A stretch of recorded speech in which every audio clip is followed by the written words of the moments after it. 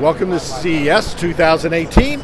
I'm here this morning with Howard Rose, and we're going to be talking about virtual reality for the treatment of chronic pain. They developed a rather interesting pain program in order to help people with suffering from acute and chronic pains, and I'm going to have them walk you through this. We'll also have a demonstration while we're at it. Howard? Oh, great to be here. Thank you. Yeah, so virtual reality has a long history of scientific and clinical research behind it, and what we found is that VR is really effective for helping people cope with acute and chronic pain. The application we're showing here today is called Glow, and it incorporates biofeedback and physical motion. And so it engages people in sort of mindfulness and building resilience at the same time as it gets them active and physically moving. And that combination is really great for training people to take control of their own physiology and stress, and also to get them active and kind of break the cycle of pain. So one of the interesting things that we were talking about yesterday was that one of the things people do when they're in pain is they guard it. So they guard their shoulder, they guard their neck because it hurts too much. When you move into the virtual reality space, you forget about the guarding. And the next thing you know, things which were not being moved properly suddenly start moving again. You can move your neck through a normal range of motion. You can move your arm through a normal range of motion. And so this gets past that anxiety about creating more pain in many cases and allows you to break out of the guarding mode.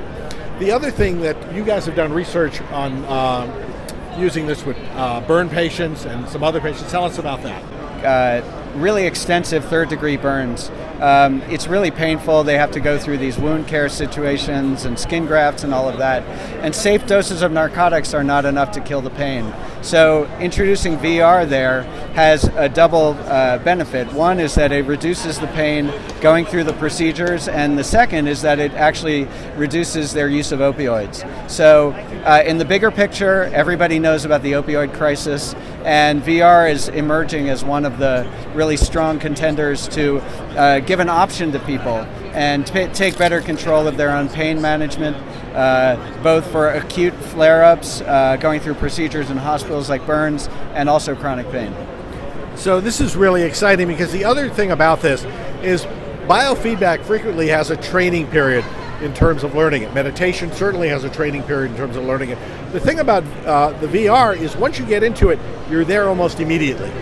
And so there's the amount of time it takes to learn how to use this system is actually minuscule. And it can be used rapidly by kids as well as by adults. So Stephen is using Glow, and you can see that he's got his hands engaged. So Glow works at a number of levels. The first is biofeedback. So we've got a heart rate sensor that we use here, and you control your heart rate, you lower your heart rate and relax, time your breathing, and as you do that, more fun begins. So the more you relax, the more enjoyment you have. And he's engaged, so he's using his arms and his hands. You can see this on the screen, which is a mirror of what he sees in the headset. So it's a complete mirror, because when I was in you're really completely immersed in this world.